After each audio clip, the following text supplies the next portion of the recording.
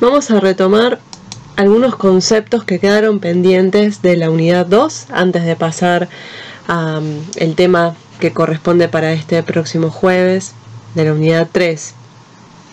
La semana pasada habíamos estado retomando un poco conceptos de ambiente, hábitat y nicho ecológico, retomando de los niveles de organización que vimos en nuestra primer clase y de los niveles tróficos de un ecosistema. Hablamos de la producción primaria, neta y bruta, estuvimos resolviendo algún ejercicio y vimos la diferencia entre hábitat y nicho ecológico. Habíamos estado conversando también sobre los recursos y las condiciones que quería, qué implicaba, qué significaba cada uno de estos conceptos. En términos generales, vimos que los recursos son aquellos factores que el organismo consume, es decir, aquellos factores que se agotan a medida que crece la población de esos organismos. También habíamos hablado de las condiciones que están vinculadas principalmente a factores abióticos, como eran los factores ambientales. Y particularmente habíamos discutido la particularidad de recursos y condiciones para las especies vegetales. Y habíamos visto que en el caso de la luz y en el caso del espacio, para seres vivos, otros que no sean vegetales, estos dos factores en realidad son condiciones, porque para ellos no se agotan, es decir, no son limitantes para el crecimiento, para su desarrollo. Sin embargo, para las especies vegetales sí lo son. Organismos vegetales que no tienen luz o que disminuye la presencia de luz es un recurso, no lo pueden utilizar para su crecimiento. Discutíamos que esto no es que se agota, es una condición, es un recurso particular para estos organismos, porque si bien no se agota la luz del sol porque ellos hacen fotosíntesis, no es que se consume, pero sí lo que ocurre es que a medida que aumenta la población hay individuos que tienen menor acceso a la luz y por ende no se pueden desarrollar. Y lo mismo ocurre con el espacio para las especies vegetales. A medida que las poblaciones van aumentando en tamaño, en número de individuos, el espacio se reduce y hay organismos que no pueden desarrollarse. ¿Por qué? Porque empieza a haber una competencia, ese espacio, acuérdense que lo que vemos hacia arriba es lo que pasaría hacia abajo, ¿no? Nosotros vemos que la población aumenta, no hay espacio, pero ¿qué es lo que ocurre en el suelo con estos vegetales que empiezan a carecer de espacio? Cada organismo tiene sus raíces y estas son las que empiezan a limitarnos en el espacio superficial.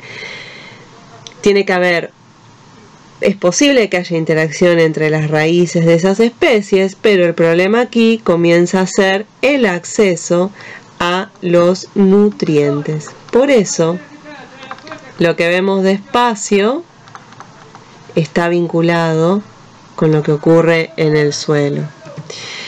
Habíamos visto algunos ejemplos y nos habíamos quedado en estas filminas que no vimos.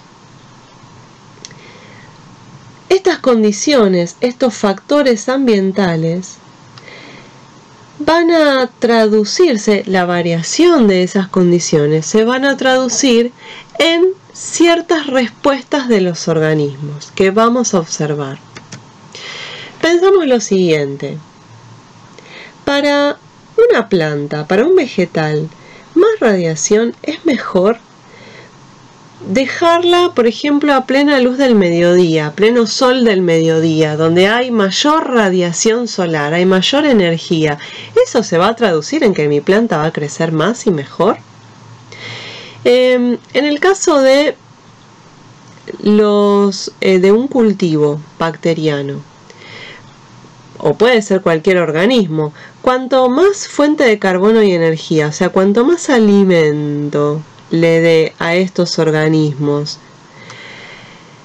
a través de su medio de cultivo, ¿van a crecer más? Si uno está enfermo y para matar estos organismos tomamos antibióticos, ¿es lo mismo que tome uno cada 8 horas o que me tome la caja completa? Ni bien me lo receta el doctor. Es decir, más es mejor. ¿Por qué tenemos que dosificar? ¿Por qué tenemos que dosificar la radiación? ¿Por qué dosificamos la fuente de carbono? ¿O por qué dosificamos los antibióticos para matar a las bacterias? En una planta, si le agrego el kilo de fertilizante que compré en el vivero, ¿la voy a mejorar más rápido o tengo que dosificarlo? Entonces, lo que ustedes están imaginando es que esto es mentira, y si le pongo todo el fertilizante a la maceta, mi planta se va a morir. También sabemos que comer demasiado o rápido, o en el caso de un cultivo bacteriano, elevar la cantidad inicial de fuente de carbono en el medio de cultivo, esto generalmente inhibe a las bacterias, entonces no tengo crecimiento.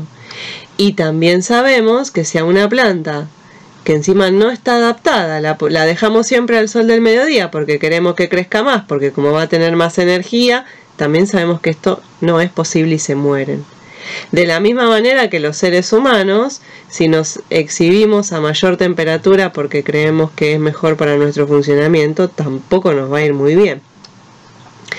Entonces, estas condiciones van a determinar respuestas en los organismos. Y hasta ahora estuvimos hablando, cuando vimos nicho la semana pasada, hablamos mucho de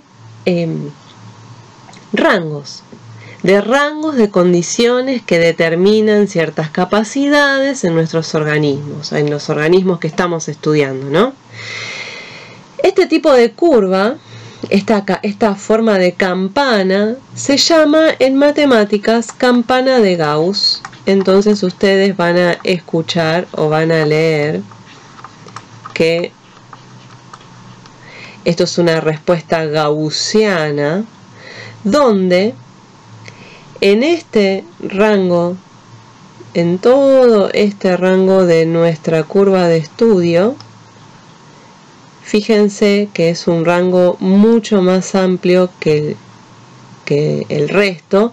Entonces, todos los organismos que se encuentran en estos rangos de condiciones van a ser mayoría. Hay una distribución mayor de organismos en estos rangos de condiciones estudiadas.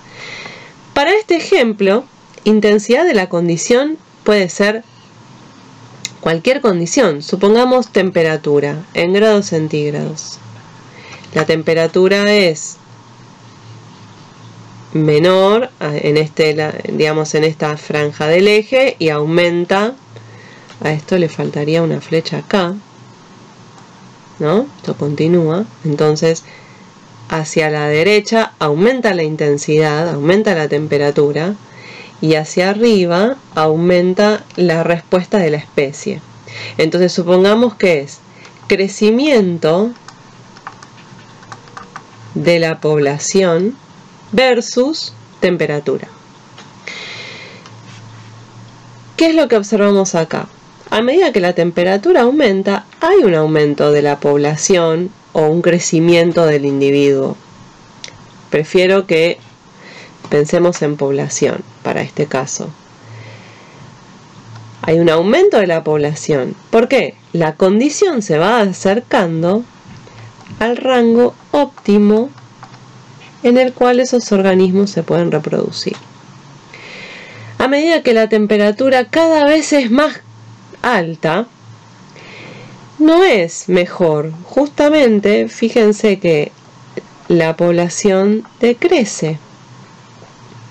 ¿Qué quiere decir esto? Que los organismos no se reproducen o mueren, y acá quiere decir que hay organismos que empiezan a reproducirse, entonces la población llega a un máximo que es relativamente estable, es muy poco variable, a temperaturas más altas de ese óptimo o más bajas que ese óptimo. En este caso, el óptimo sería este valor.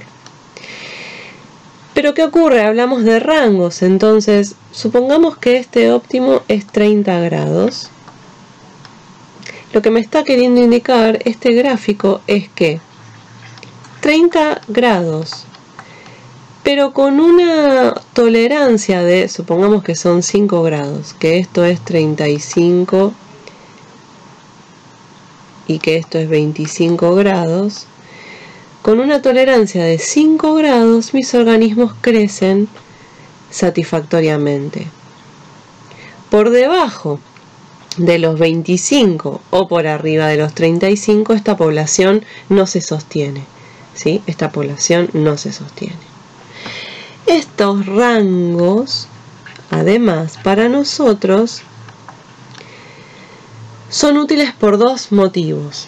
Por empezar, es una respuesta de adaptación al ambiente. La temperatura a la mañana, al mediodía, a la tarde y a la noche no son iguales. Tenemos una variación térmica en el día. Por otro lado, para los experimentos que se diseñan en el laboratorio, esto es súper útil porque nuestros aparatos en laboratorio no son capaces de controlar temperaturas puntuales eficientemente. Los equipos tienen una variación también. Por ejemplo, se corta la luz, la resistencia que prenden y apagan, que utilizan para mantener la calefacción de un ambiente, tiene un tiempo en el que tarda en censar una bajada de temperatura, prender y recuperar la temperatura. Todo eso son errores propios de cada aparato, con lo cual podemos aprovecharnos de estos rangos de crecimiento para poder reproducir ciertas condiciones de vida en laboratorio. Si fueran valores exactos, eso tampoco lo podríamos hacer.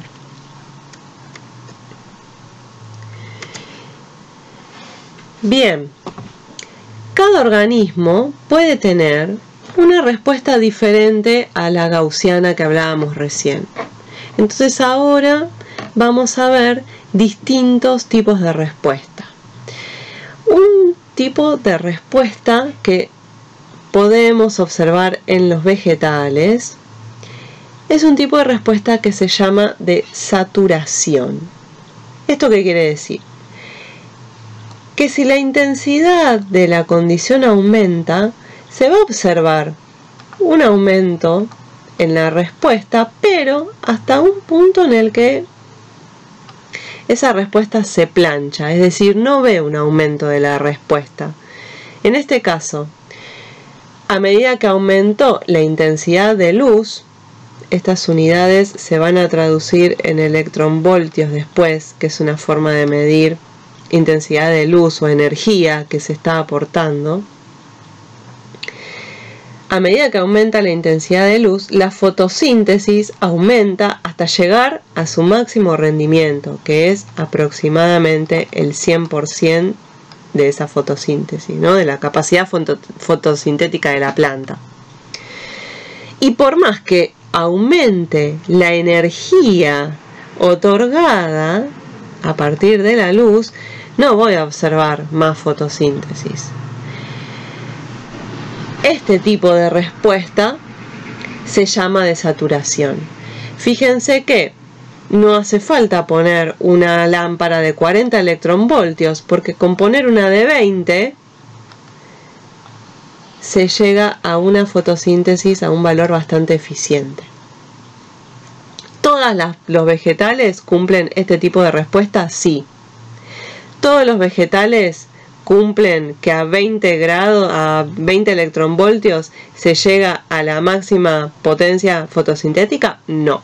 Eso va a depender de cada especie vegetal. Otro tipo de respuesta que podemos observar son las curvas que sí mencionan una respuesta óptima. Esto quiere decir que los rangos de variación de esa condición son más pequeños y se puede observar un punto de inflexión, una respuesta negativa muy abrupta. Fíjense acá. Acá tenemos temperatura del aire o del ambiente versus fotosíntesis neta en dióxido de carbono fijado por gramo de planta por hora. Fíjense que a medida que la temperatura del entorno aumenta, la fotosíntesis también aumenta hasta un valor de inflexión, hasta un punto en el cual casi drásticamente la respuesta decae. Otro ejemplo, acá no es una gaussiana, como verán, la gaussiana tenía como un poco más de probabilidades en los rangos óptimos. Otro ejemplo que tenemos es en la aclimatación de especies, en este caso son peces. Animales que fueron criados o que tuvieron una estancia de incubación a temperaturas cálidas tienen una mejor respuesta, en este caso la respuesta medida es velocidad de natación, tienen una mejor respuesta a temperaturas cálidas. Mientras que organismos que fueron aclimatados a temperaturas bajas tienen una mejor respuesta a temperaturas bajas. Fíjense